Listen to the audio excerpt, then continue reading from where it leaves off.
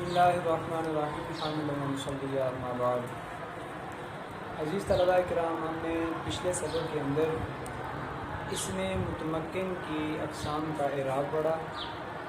ہمارا یہ سبق غیر منصرف کے بیان میں ہے، جس میں غیر منصرف کی تعریف، اسباب منع صرف، غیر منصرف کا حکم پڑھیں گے۔ سوال یہ ہے کہ جب ماقبل میں اسم متمکن کی اقسام کے تحت غیر منصرف کا بیان ہو گیا تو پھر مصنف نے دوبارہ اس کا ذکر کیوں کیا؟ اس کا شارح نے جواب یہ دیا چونکہ غیر منصرف کی پہچان ذرا مشکل ہوتی ہے، اس لیے مصنف نے الگ سے اس کا ذکر کیا، اسباب کا ذکر کر دیا تاکہ انہیں پڑھنے یاد رکھنے کے بعد اس کی پہچان آسان ہو جائے۔ تو پھر منصرف کا بھی ذکر کر دیتے دوبارہ۔ اس کا جواب یہ ہے کہ جب غیر منصرف کی پہچان ہو جائے گی، جو باقی بچے گے وہ منصرف ہوں گے، اس لیے ان کا الگ ذکر نہیں کیا۔ تو تعریف فرمائی، غیر المنصرف ما فیہ علتان من تسع او واحدۃ منها تقوم مقامہما۔ غیر منصرف وہ اس میں مورب ہے جس میں اسباب منع صرف، 9 اسباب منع صرف میں 2 یا ایک جو 2 کے قائم مقام ہو پایا جائے۔ وہی شعر عدل و وصف و تانیث و معرفہ و عجمۃ ثم ترکیب والنون زائدہ من قبلها الف و وزن الفعل و هذا القول تقریب۔ اس شعر کے اندر ان 9 اسباب کا ذکر موجود ہے۔ کون کون سے ہیں جی؟ عدل، وصف، تانیث، معرفہ، عجمہ، جمع، ترکیب، الف نون زائدتان اور وزن فعل۔ مصنف نے شعر کی صورت میں اس کا ذکر کیا اور آخر میں فرمایا وَهَذَا الْقَوْلُ تَقْرِيبٌ۔ اشعار کو چونکہ یاد کرنا آسان ہوتا ہے، اس لیے شعر کی صورت میں ذکر کر کے کہہ رہے ہیں کہ یہ قول جو ہے ان کو فہم کے قریب کرنا۔ مثل عمر و احمر و طلحۃ و زینب و ابراہیم و مساجد و مادی طرب و عمران و احمد۔ اس عبارت میں مصنف نے ان سب کی مثالوں کا ذکر فرمایا۔ عمر عدل کی مثال ہے، تقدیری قسم ہے۔ احمر وصف کی مثال ہے۔ طلحہ تانیث لفظی کی، زینب تانیث معنوی کی، ابراہیم یہ معرفہ کی بھی ہوتی ہے اور عجمہ کی بھی، زینب بھی اسی طرح معرفہ کی مثال ہوتی ہے۔ مساجد یہ جمع منتہی الجموع کی، ما دیگر ترکیب کی، عمران الف نون زائدتان کی اور احمد وزن فعل۔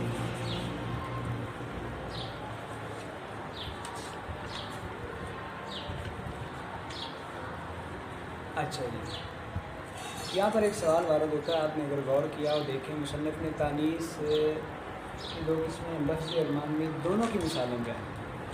تانیث لفظی کی مثال بیان کی طلحہ اور معنوی کی زینب۔ سوال یہ ہے کہ مصنف نے باقی اقسام کی ایک ایک مثال ذکر کی، تانیث کی 2 ذکر کیوں کی؟ اس کا جواب یہ دیا گیا ہے کہ دراصل اس کے معاملے کا اہتمام کرنے کے لیے، چونکہ طلحہ کے اندر یہ بات شبہ کے طور پر موجود ہے کہ طلحہ چونکہ مذکر حقیقی کے لیے بولا جاتا ہے، تو تذکیر حقیقی کے ساتھ اس میں تانیث کے اعتبار کے اشتباہ کا ظن موجود ہے،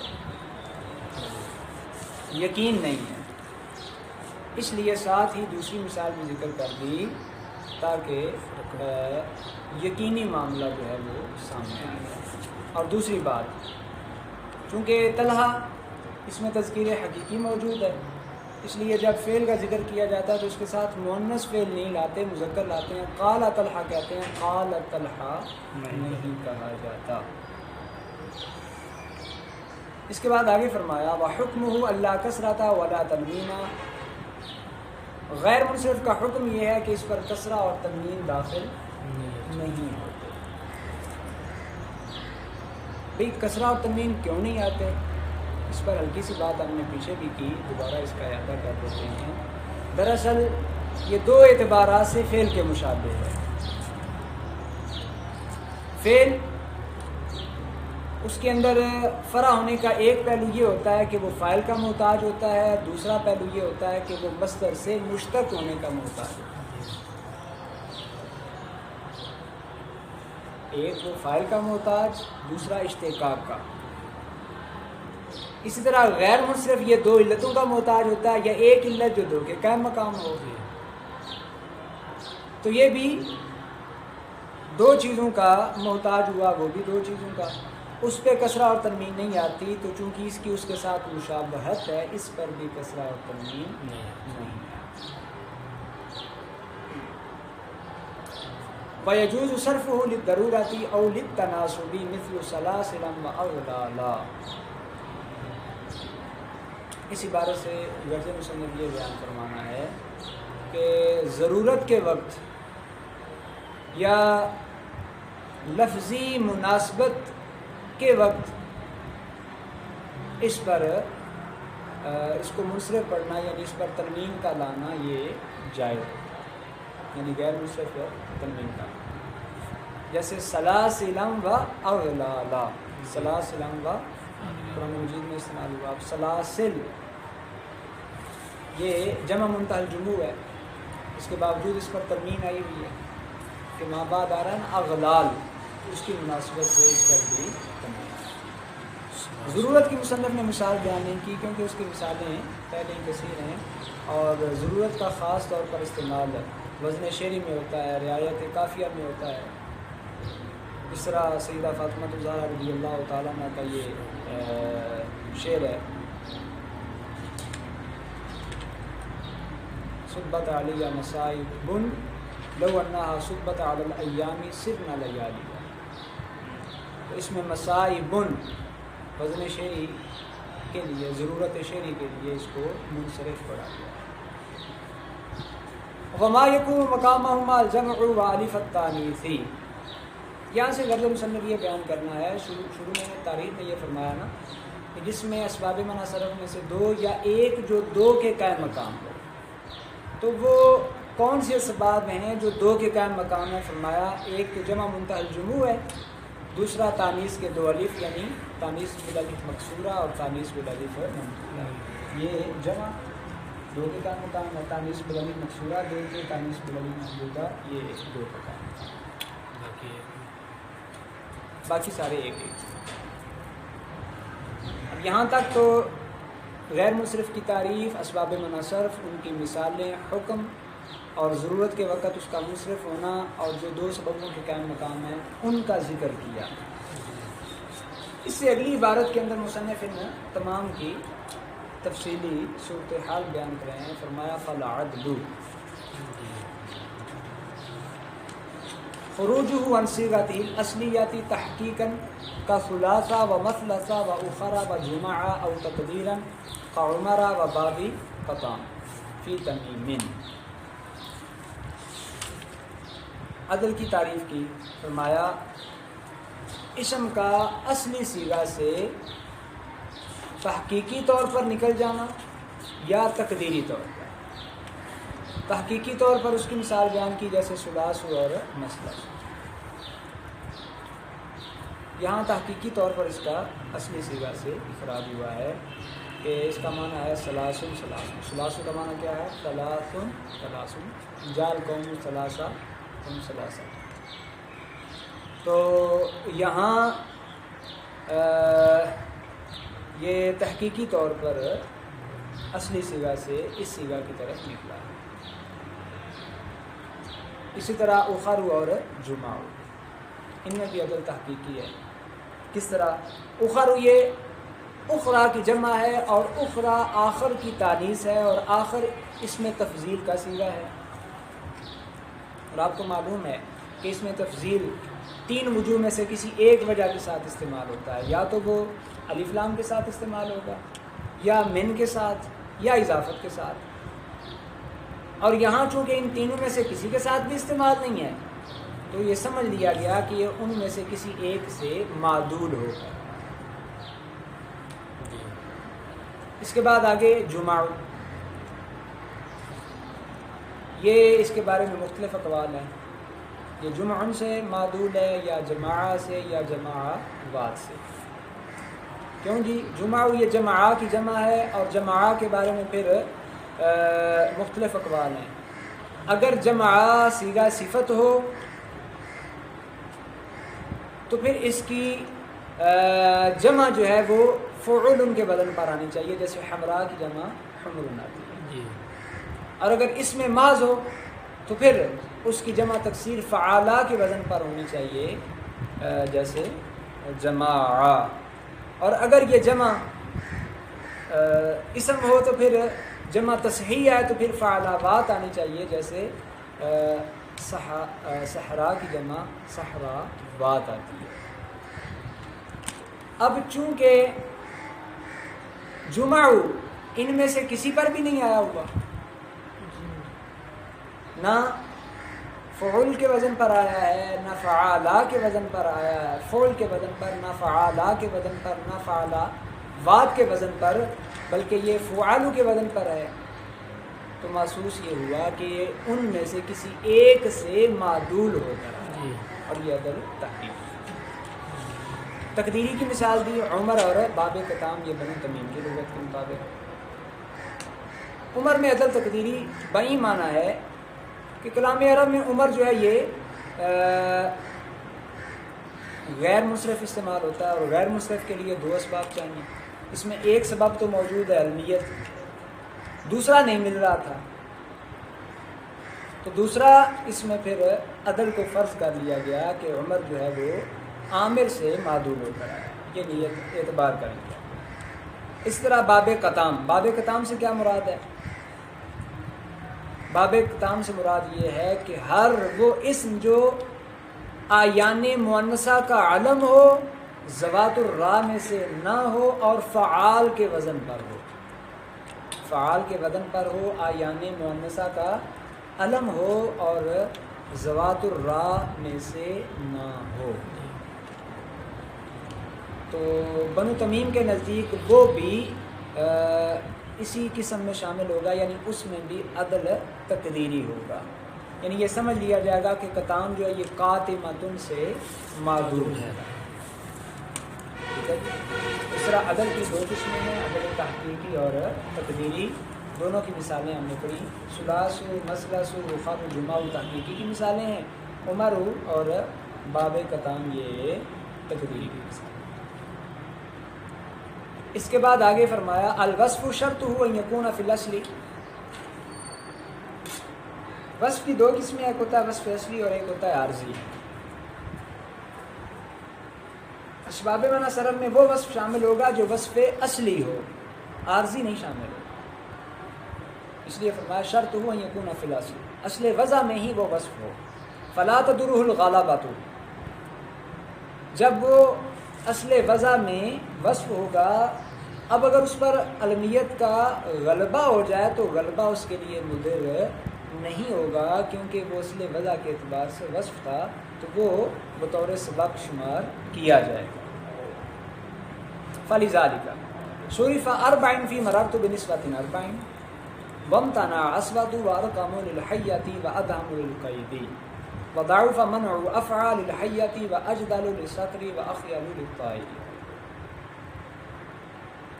اچھا، اب یہاں دو جہتیں بیان کی. اصل وضع میں کیا ہو؟ شرط ہو. اصل وضع میں وہ وصف ہو، یعنی وصف اصلی ہو، عارضی نہ ہو. دوسرا ساتھ یہ بیان کیا کہ جب اس میں وصف اصلی ہوگا تو اگر اس پر کسی علم کا غلبہ ہو جاتا ہے تو غلبہ کی وجہ سے اس کو کوئی پریشانی نہیں ہوگی. اگر اس میں کوئی اور دوسرا سبب پایا جاتا ہے تو اسے غیر منصرف ہی پڑھا جاتا ہے. اس چیز کو دیکھ کر ذالکہ کا مشامل ہے یہ امور.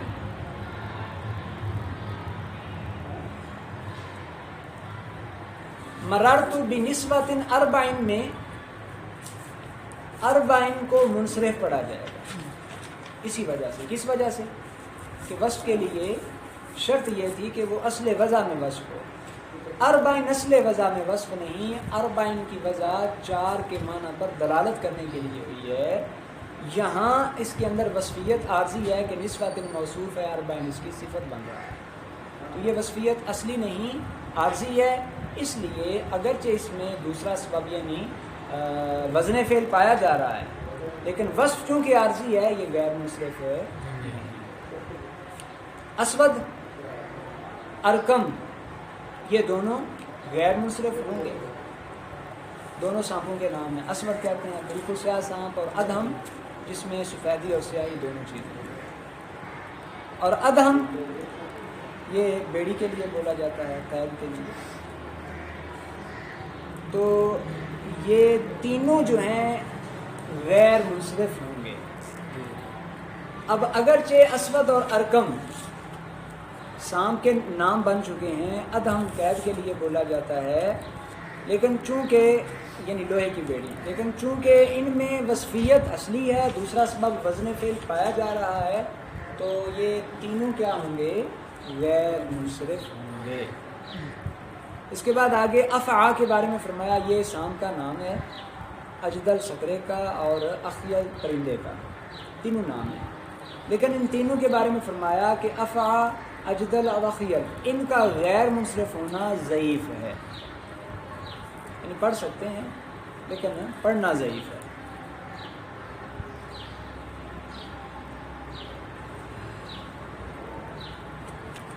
ضعف کیوں ہے؟ یقینی طور پر انہیں کیوں نہیں پڑھ سکتے؟ ضعف اس لیے ہے کیونکہ ان میں وصفی معنی جو ہے اس کا وہم پایا جا رہا ہے، اس کا یقین نہیں پایا جا رہا.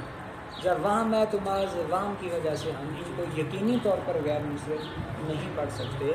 ہم نے کہا کہ یہ غیر منصرف ہوں گے لیکن ضعیف. یہ جو سانپوں کے نام یعنی چونکہ ان کا نہیں، یہ جو بعد میں ہے صرف افعا سانپ کا نام ہے، اجدل شکرے کا نام ہے، اخیل پرندے کا نام ہے.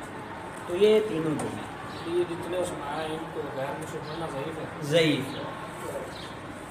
ضعیف اس لیے ہے کیونکہ ان کا وصف اصلی ہونا غیر یقینی ہے. اگر یقینی ہوتا تو پھر غیر منصرف ہوتا. اچھا جی، وصف کے بارے میں بھی بات مکمل ہوئی.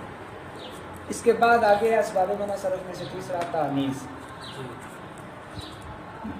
تانیث کے بارے میں فرمایا التانیث بالتاء شرطہ العلمیۃ. تانیث لفظی یا تانیث بالتاء منع صرف کا سبب بننے کے لیے اس میں شرط یہ ہے کہ یہ کیا ہو؟ علم ہو. جیسے طلحۃ، اب یہ علم ہے، اس میں تانیث پائی جا رہی ہے لفظی، تو علمیت اور تانیث دونوں جمع ہوئے غیر منصرف پڑھا جائے گا. والمعنوی کذالک، تانیث کی ایک دوسری قسم ہے تانیث معنوی. فرمایا کہ تانیث معنوی بھی ایسے ہی ہے. کیسے؟ یعنی اس میں بھی علمیت شرط ہے، اور علمیت کے ساتھ ساتھ وشرط تحتم تاثیرہ زیادہ زیادۃ علی الثلاثۃ او تحرک الاوسط او العجمۃ. اس میں علمیت کے ساتھ ساتھ اس کی تاثیر کے لازم ہونے کی شرط یہ ہے کہ یا تو وہ 3 حروف سے زائد ہو جیسے زینب ہے، یا پھر 3 حرفیہ تو درمیان والا حرف متحرک ہو جیسے سکر ہے، اور اگر درمیان والا حرف ساکن ہے تو پھر شرط یہ ہے کہ وہ اجمہ ہو جیسے ماہو اور جو. اب اگر ایک کلمہ علم ہے، تانیث معنوی بھی پائی جا رہی ہے، 2 سبب پائے جا رہے ہیں، لیکن یہ جو اس کی تاثیر کے لازم ہونے کی شرط ہے، یعنی یا تو 3 حروف سے زائد ہونا، یا 3 حرفی ہو تو درمیان والا متحرک ہونا، یا پھر درمیان والا ساکن ہے تو اس کا اجمہ ہونا، اگر ان تینوں میں سے کوئی ایک نہ پائی جائے تو 2 اسباب ہونے کے باوجود اس کو غیر منصرف یقینی طور پر نہیں پڑھا جائے گا. مطلب صرف اسے غیر منصرف نہیں پڑھا جائے گا، اسے منصرف پڑھنا بھی جائز ہوگا، غیر منصرف پڑھنا بھی جائز ہوگا. جیسے ہندن ہے، اب ہندن میں علمیت بھی ہے، تانیث معنوی بھی ہے، لیکن اس کو منصرف پڑھنا جائز ہے. فہندن یجوز صرفہ وزینب وسکر وماہ وجور ممتنع.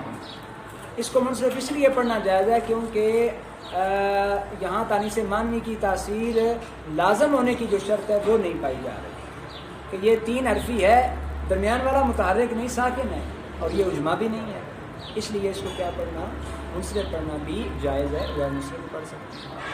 باقی زینب تانیث مانوی بھی ہے اور علمیت بھی ہے اور تاثیر کے لازم ہونے کی شرط یعنی 3 حروف سے زائد بھی ہے، تو اسے غیر منصرف ہی پڑھیں گے. سکر میں یہ چیز پائی جا رہی ہے.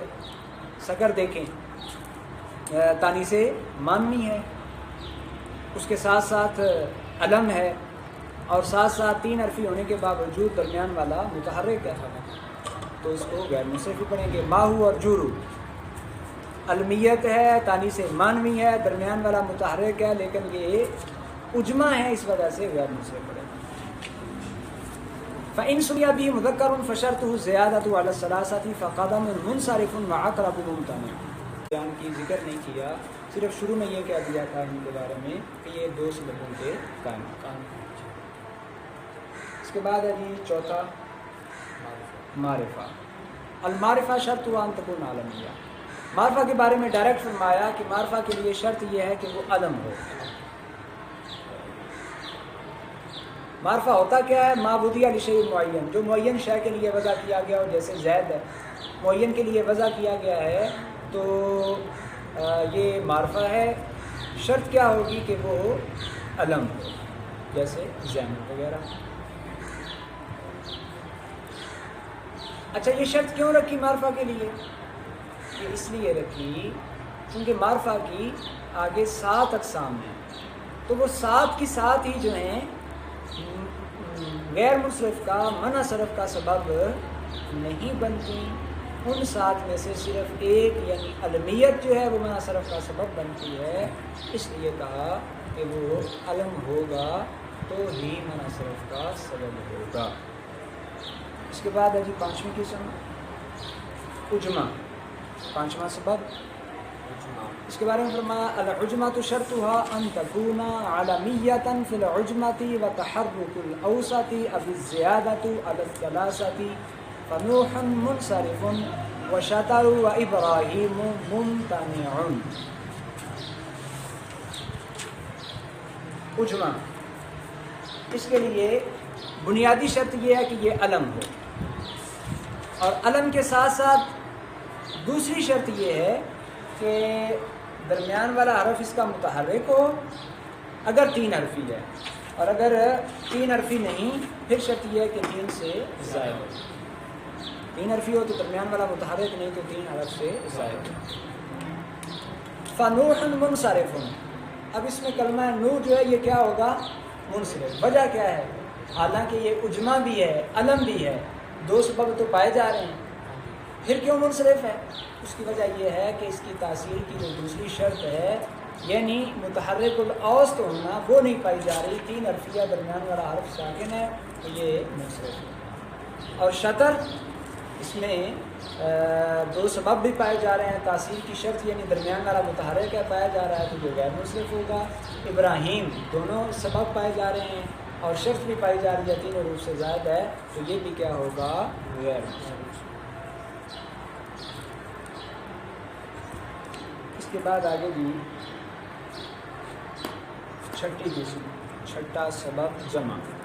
فرمایا الجمع شرطه صيغة منتهى الجموع بغیر حائل کا مساجدہ و مصابیح. جمع منتہی الجموع یہ 2 سببوں کے قائم مقام ہے اور اس کے لیے شرط یہ ہے کہ یہ صیغہ منتہی الجموع ہا کے بغیر ہو. منتہی الجموع کا صیغہ ہو اور ہا کے بغیر ہو، یعنی اس کی صورت یہ ہے صیغہ کیا ہوگا؟ اس کا پہلا اور دوسرا حرف مفتوح ہو، تیسری جگہ الف ہو، الف کے بعد 2 حرف ہوں اور ان دونوں حرفوں میں سے ایک کا یا تو دوسرے میں ادغام ہو، اور اگر ادغام نہیں تو پہلا حرف جو ہے وہ مکسور ہے، یا پھر 3 حروف ہوں اور 3 حروف ہوں تو درمیان والا حرف جو ہے یا ما قبل مکسور ہو، آخر میں ہا نہ. یہ قید کیوں لگائی؟ بھی اگر اس کے آخر میں ہا آ جائے گی یعنی چھوٹی تا، تو پھر آخر میں چھوٹی تا کا آنا یہ مفرد کے وزن پر دلالت کرتا ہے۔ اب گویا یہ جمع کی قوت میں باقی نہیں رہے گا، اس میں فطور لازم آئے گا، تو اس کو دو سببوں کے قائم مقام بنانا یا اسباب منع صرف میں سے شمار کرنا درست نہیں رہے گا۔ مثال دی مساجد، مصابیح، دونوں جمع منتہی الجموع ہیں، غیر منصرف ہیں۔ وَأَمَّا فَرَازِنَةٌ فَمُنصَرِفٌ وَحْ، اچھا جی فرازنہ یہ منصرف ہے، یہ منصرف کیوں ہے؟ آخر میں ہا آ رہی ہے تا۔ وَحَدَاجِرُ عَلَمًا لِلدَّفْعِ غَيْرُ مُنصَرِفٍ لِأَنَّهُ مَنْقُولٌ عَنِ الْجَمْعِ، یہاں سے غرض مصنف غرض ماتن ایک سوال کا جواب ہے۔ سوال یہ ہے، ابھی آپ نے کہا جمع کے مؤثر ہونے کی شرط کیا ہے کہ وہ جمع منتہی الجموع ہو، جمع کا صیغہ ہو۔ کلام عرب میں حداجر کو غیر منصرف پڑھا جاتا ہے، حالانکہ یہ گو کا نام ہے، دابو کا نام ہے، علم ہے اس کا، اور دبعان یہ اس کی مؤنث ہے، دبعان مذکر ہے، تو پھر اس کو آپ غیر منصرف کیسے پڑھتے ہیں؟ یہ جمع نہیں پھر بھی آپ اس کو غیر منصرف پڑھتے ہیں؟ تو اس کا جواب دیا لِأَنَّهُ مَنْقُولٌ عَنِ الْجَمْعِ، اگرچہ یہ جمع نہیں ہے، اعتراض بجا ہے، لیکن ہمارے پاس جواب اس کا موجود ہے، کیونکہ یہ جمع سے منقول ہو کر آیا ہے، اور جمع سے منقول ہونے کی وجہ سے ہی ہم اس کو کیا پڑھ دیتے ہیں؟ غیر منصرف۔ کہ اس کا مفرد ہے حدجر، جس کا معنی ہوتا ہے عظیم البطن، اس کی جمع آتی ہے حداجر، اس سے یہ منقول ہو کر یہ علم بنا ہے، تو اس منقول عنہ کا اعتبار کرتے ہوئے ہم اس کو کیا پڑھتے ہیں؟ غیر منصرف۔ اس کے بعد آگے فرمایا وَسَرَابِيلُ إِذَا لَمْ يُصْرَفْ وَهُوَ الْأَكْثَرُ فَقَدْ قِيلَ أَعْجَمِيٌّ حُمِلَ عَلَى مَوَازِنِهِ وَقِيلَ عَرَبِيٌّ جَمْعُ سِرْوَالَةٍ تَقْدِيرًا وَإِذَا صُرِفَ فَلَا إِشْكَالَ۔ یہاں سے بھی غرض مصنف ایک سوال کا جواب ہے۔ سوال یہ ہوا، ابھی آپ نے کہا کہ جمع منتہی الجموع غیر منصرف کا سبب دو کے کا مقام ہے، اور یہ تب ہوگا کہ جب وزن جمع کا ہو، جمع ہو یا جمع سے منقول ہو کر آئے۔ اب ہم آپ کو ایک مثال دکھاتے ہیں جو نہ جمع ہے نہ جمع سے منقول ہے، پھر بھی اسے غیر منصرف پڑھا جاتا ہے۔ سرابیل، اس کو غیر منصرف پڑھا جاتا ہے، اور اکثر یہی ہے، اکثر سے اشارہ اس بات کی طرف ہے کہ اس میں ایک دوسرا قول بھی ہے کہ یہ منصرف پڑھا جائے۔ اگر منصرف پڑھا جائے پھر اشکال نہیں، جس طرح آگے مصنف نے فرمایا نا وَإِذَا صُرِفَ فَلَا إِشْكَالَ، پھر کوئی اشکال نہیں۔ غیر منصرف پڑھیں پھر اشکال ہوگا، اور یہی کہ نہ یہ جمع ہے نہ جمع سے منقول ہے۔ اس کا جواب دیا گیا، دو جواب مصنف نے دیا۔ ایک جواب یہ ہے فَقَدْ قِيلَ أَعْجَمِيٌّ حُمِلَ عَلَى مَوَازِنِهِ، بھئی سرابیل جو ہے یہ عربی لفظ ہے ہی نہیں، یہ عجمی ہے، اور اس کے ہم وزن جو عربی الفاظ ہیں اس کو ان پر معمول کر لیا گیا ہے، تو ان پر محمول کرنے کی وجہ سے اس کو غیر منصرف پڑھا گیا۔ اچھا جی، دوسرا جواب ہے یہ عربی ہی، لیکن چونکہ اس کو غیر منصرف پڑھا جاتا ہے تو ہم نے یہ فرض کر لیا کہ یہ سروالات ان کی جمع ہے۔ اب جمع بن گیا تو غیر منصرف پڑھنے میں کوئی حرج نہیں۔ وَنَحْوُ جَوَارٍ رَفْعًا وَجَرًا كَقَادٍ، اس کے بعد اگے کلمہ آیا جی جوار۔ جوار سے مراد ہے ہر وہ جمع جو منقوص ہو، فوائل کے وزن پر ہو، چاہے وہ یائی ہو یا واوی ہو، اس کا حکم یہی ہوگا کہ وہ حالت رفع اور جری میں اس میں منقوص کی طرح ہوگی، یعنی اعراب تقدیری ہوگا، اور حالت نسبی میں اس کا اعراب یہ ہوگا لفظی، وہ غیر منصرف ہوگی حالت نسبی۔ اچھا جی، جمع کے حوالے سے ہماری بات مکمل ہوئی۔ اس کے بعد ہے جی ترکیب۔ 7واں۔ اس کے بارے میں فرمایا شرط العالمیت والا یبون باضافۃ ولا اسناد بسبق علی بقا۔ ترکیب ہوتی کیا ہے؟ جعل الکلمتین کلمۃ واحدہ بغیر حرفیت احد الجزئین، دو کلموں کو ملا کر ایک کر دیا گیا ہو اور دوسرا کلمہ کسی حرف کو متضمن نہ ہو۔ اس کی شرط علم ہونا ہے، یہ وجودی شرط ہے، اور عدمی شرط یہ ہے کہ وہ مضاف بھی نہ ہو اور اس میں نسبت اسنادی بھی نہ ہو۔ جیسے بال بگ، دو کلموں کو ملا کر ایک کیا گیا، یہ علم بھی ہے، شہر کا نام ہے، اور اس میں نسبت اضافی بھی نہیں اور اسنادی بھی نہیں۔ اضافت اور اسناد کے ساتھ یہ قید لگا کر اعتراض کیا ہے مرکب اضافی سے غلام زیدن۔ اب ترکیب تو وہاں بھی پائی جا رہی ہے لیکن غیر منصرف نہیں ہے کیونکہ اس میں نسبت اضافی پائی جا رہی ہے۔ تأبط شرًا، ترکیب اس میں بھی پائی جا رہی ہے لیکن غیر منصرف نہیں کیونکہ اس میں نسبت اسنادی پائی جا رہی ہے۔ اس کے بعد آگے الف نون زائدتان،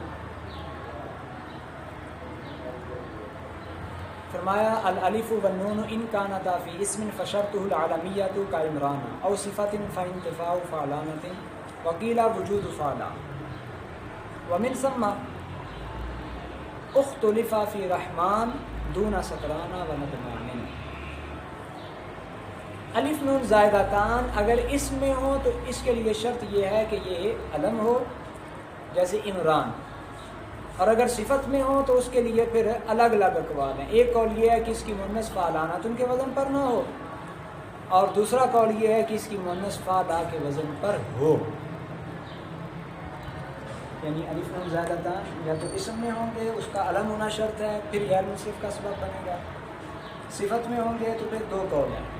بعض ناوی کہتے ہیں کہ اس کی مؤنث فعلانۃ ان کے وزن پر نہیں آنی چاہیے، اگر آئے گی تو پھر وہ غیر منصرف کا سبب نہیں بنے گا، اور بعض کہتے ہیں کہ اس کی مؤنث فعلا کے وزن پر آنی چاہیے، آئے گی تو غیر منصرف کا سبب بنے گا۔ اب یہ چونکہ دو الگ الگ اقوال آ گئے صفت کے اعتبار سے، تو ہمارے سامنے تین لفظ آئے، رحمان، سکران اور ندمان۔ رحمان میں اختلاف واقع ہوا کہ اسے غیر منصرف پڑھنا ہے یا منصرف پڑھنا ہے۔ جنہوں نے کہا کہ مؤنث فعلانہ کے وزن پر نہ آئے وہ کہتے ہیں کہ اسے غیر منصرف پڑھا جائے گا۔ کیوں؟ کیونکہ اس کی مؤنث آتی نہیں ہے، رحمانہ نہیں آتی۔ اور جنہوں نے کہا جی مؤنث فعلا کے وزن پر آنی چاہیے، ان کے نزدیک یہ منصرف ہوگا کیونکہ اس کی مؤنث فعلا کے وزن پر نہیں آتی، مؤنث ہے ہی نہیں۔ اور سکران اور ندمان میں کوئی اختلاف نہیں ہے، سکران دونوں گروہوں کے نزدیک غیر منصرف ہے، ندمان دونوں گروہوں کے نزدیک منصرف ہے۔ سکران کیوں غیر منصرف ہے؟ کیونکہ اس کی مؤنث فعلانہ نہیں آتی، فعلا کے وزن پر سکرا آتی ہے۔ اور ندمان کیوں منصرف ہے؟ کیونکہ اس کی مؤنث ندمانہ آتی ہے، ندمہ نہیں آتی۔ تو دونوں گروہوں کے اعتبار سے پہلا غیر منصرف ہوگا، دوسرا منصرف۔ اس کے بعد ہے جی اسباب مناسرت میں سے آخری سبب وزنی فعل۔ فرمایا شرطہ ان یختص بہ کشمر و ضرب او یکون فی اولہ زیادۃ کزیادتہ غیر قابل للتائی۔ وزن فعل اس کا مطلب یہ ہے کہ اسم جو ہے اس وزن پر ہو جو وزن فعل کے اوزان میں سے شمار کیا جاتا ہے۔ تو شرط یہ بیان کی کہ وہ وزن فعل کے ساتھ خاص ہو، اسم میں پایا جائے تو فعل سے منقول ہو کر، جیسے شمارا فعلا کے وزن پر یہ فعل کے ساتھ خاص ہے، ضربا فعلا کے وزن پر فعل کے ساتھ خاص ہے۔ یا پھر دوسرا پہلو یہ ہے کہ اس کے شروع میں حروف مضارعہ میں سے، حروف عطین میں سے کوئی حرف آئے، الف واو یا تا، الف تا یا نون، حروف عطین میں سے، اور ساتھ یہ ہے کہ وہ تا کو قبول کرنے والا نہ ہو، الف تا یا نون حروف عطین، شروع میں یہ آئے اور آخر میں تا یعنی چھوٹی تا جو ہے وہ نہ آئے۔ ومن ثم امتنع احمر وانصرف یعمل۔ اب احمر جو ہے یہ غیر منصرف ہوگا، کیوں؟ شروع میں حروف عطین میں سے الف آیا ہوا ہے اور اس کے آخر میں تا نہیں آتی مؤنث کی صورت میں۔ اور یعمل جو ہے یہ منصرف ہوگا. وجہ کیا ہے کہ اس کے آخر میں اگرچہ شروع میں حروف عطین میں سے یا آیا ہوا ہے، لیکن چونکہ یہ مؤنث میں تا کو قبول کر لیتا ہے، یوں کہا جاتا ہے ناقۃ یعملۃ، اس لیے یہ کیا ہوگا؟ منصرف. یہاں تک اسباب منع صرف کا بیان مکمل ہوا. اس کے ساتھ مصنف نے آخر میں ایک تنبیہ فرمائی ہے، اس کو دیکھتے ہیں اور ہمارا یہ سبق مکمل ہوگا. تو تنبیہ کیا ہے؟ فرمایا وما فیہ عالمیۃ مؤثرۃ اذا نکر صرف. وہ اسباب منع صرف جن میں علمیت بطور تاثیر آتی ہے، جب انہیں نکرہ بنا دیا جائے تو وہ منصرف ہو جاتے ہیں. جن میں علمیت شرط ہے، تانیث میں علمیت شرط ہے، لفظی میں بھی، معنی میں بھی، معرفہ میں علمیت شرط ہے، اجماع میں علمیت شرط ہے، ترکیب میں علمیت شرط ہے، الف مزادتان اسم میں علمیت شرط ہے. اب جب ان کو نکرہ بنا دیا جائے تو یہ کیا ہو جائیں گے؟ منصرف. کیوں؟ لما تبین من انہا لا تجامع مؤثرۃ الا ما ہی شرط فیہ. کیونکہ اسباب منع صرف کے تحت یہ بات واضح طور پر بیان ہو چکی ہے کہ علمیت بطور تاثیر انہی کے ساتھ جمع ہوتی ہے جن میں یہ شرط ہے.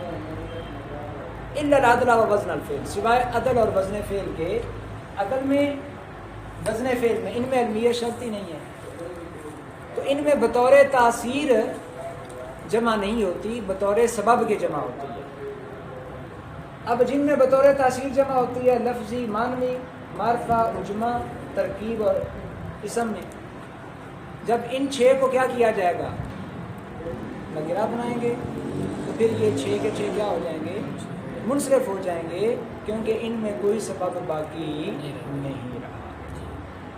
اور عدل اور وزن فعل جب ان کو نکرہ بنائیں گے تو ان میں ایک سبب باقی رہ جائے گا. اور عدل اور وزن فعل یہ خود ایسے اسباب نہیں ہیں جو دو کے قائم مقام ہوں، اس لیے کلمہ کیا ہو جائے گا؟ منصرف ہو جائے گا. وَهُمَا مُتَضَادَّانِ فَلَا يَكُونُ مَعَهَا إِلَّا أَحَدُهُمَا. اس عبارت سے غرض ماتن ایک سوال کا جواب ہے. کسی نے کہا دیکھیں آپ نے مطلقاً کہہ دیا کہ جن میں علمیت بطور تاثیر، جن میں علمیت مؤثر ہوتی ہے جب انہیں نکرہ بنا دیا جائے منصرف. ٹھیک ہے، یہ تو بات ہوگی. عدل اور وزن فعل میں تو علمیت بطور تاثیر جمع نہیں ہوتی، مطلق سبب کے طور پر جمع ہوتی ہے. اب جب اس میں علمیت نہ ہو، اس میں علمیت نہ ہو، ایسا ہو سکتا ہے کہ عدل اور وزن فعل دونوں اکٹھے ہو جائیں. یعنی علمیت تو نہیں ہے لیکن ایک کلمہ ایسا ہے جس میں عدل ہے اور وزن فعل ہے. دو سبب تو پائے گئے. جب دو سبب پائے گئے تو اسے غیر منصرف ہونا چاہیے. آپ کا یہ مطلقاً کہنا یہ درست نہیں ہے. اس کا جواب دیا ہما متضادان، کہ یہ عدل اور وزن فعل یہ دونوں آپس میں ضدیں ہیں. لا یکون معا الا احدہما، یہ علمیت کے ساتھ ان دونوں میں سے ایک ہوگا، دونوں اکٹھے نہیں ہو سکتے. یا عدل آئے گا یا وزن فعل. ایسا نہیں ہو سکتا کہ ایک کلمہ علم بھی ہو، اس میں عدل بھی پایا جائے، وزن فعل بھی پایا جائے. یہ ممکن نہیں ہے. جب ایسا نہیں ہو سکتا تو پھر آپ کا یہ اعتراض درست نہیں ہوگا. اچھا، فائدہ نکرہ. اب جب نکرہ بنایا جائے گا باقیہ بلا سبب او علی سبب واحد، تو جہاں یہ بطور تاثیر تھی وہاں کوئی سبب نہ رہا، کیونکہ جب شرط ختم ہوئی مشروط بھی ختم ہو گیا. اور جہاں بطور سبب تھی وہاں ایک سبب رہ گیا، یا عدل یا وزن فعل، اور وہ دو کے قائم مقام نہیں ہے. اس لیے کلمہ کیا ہو جائے گا؟ منصرف. وخالف سیبویہ الاخفش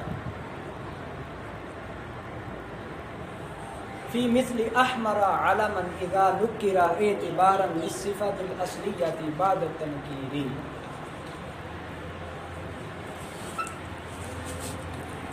اچھا جی،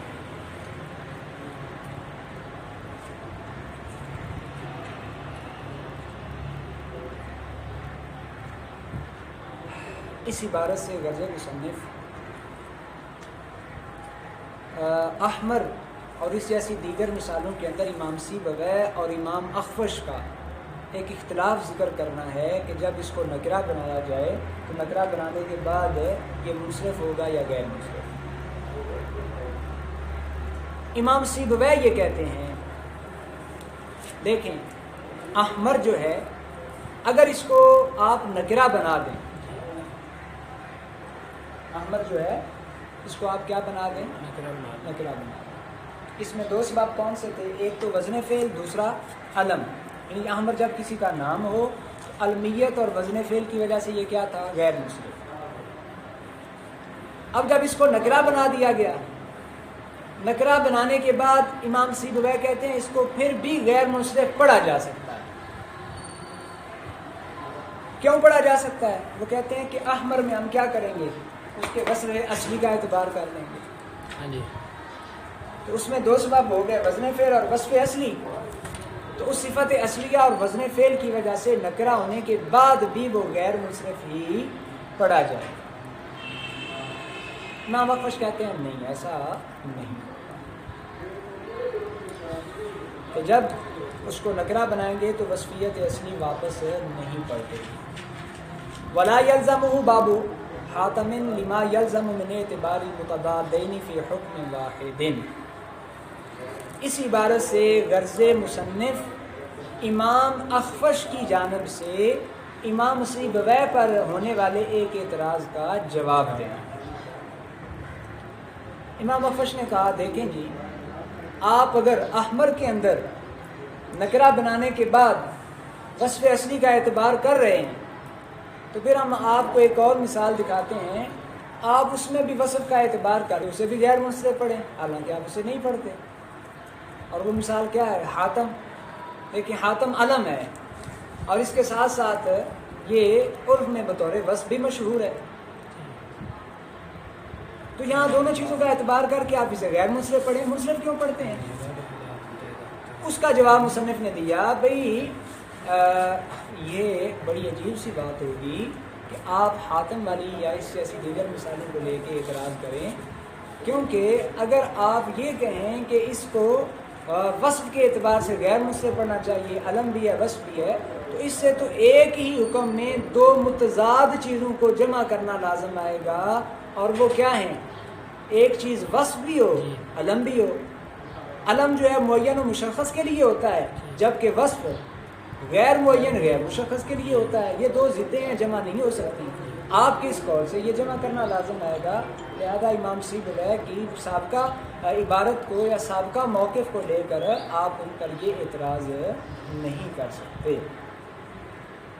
اس کے بعد آگے فرمایا آخری بات، وَجَمِيعُ الْبَابِ بِاللَّامِ أَوْ بِالْإِضَافَةِ يَنْجَرُّ بِالْكَسْرِ۔ غیر منصرف کا پورا باب یعنی تمام اسباب منع صرف، ان کے تحت آنے والی مثالیں، وہ مثالیں یعنی ایسا کلمہ جو غیر منصرف ہے، اگر اس پر الف لام آ جائے یا وہ دوسرے کلمے کی طرف مضاف ہو تو اضافت کے وقت اس پر کسرہ آ جاتا ہے، وہ مجرور ہو جاتا ہے۔ جیسے مررت بالعمری یا مررت بعمریکم۔ اب دیکھیں بالعمری میں بھی کسرہ آ گیا، بعمریکم میں بھی کسرہ آ گیا، پہلے میں الف لام کی وجہ سے اور دوسرے میں اضافت کی وجہ سے۔ الحمدللہ یہاں تک ہماری غیر منصرف کے اعتبار سے اس کے حکم، مثالوں، اسباب اور کون سے دو سببوں کے کیا مقام ہیں، کون سے ایک کے کیا مقام ہیں اور ان کی تفصیل کیا ہے، بات مکمل ہوئی۔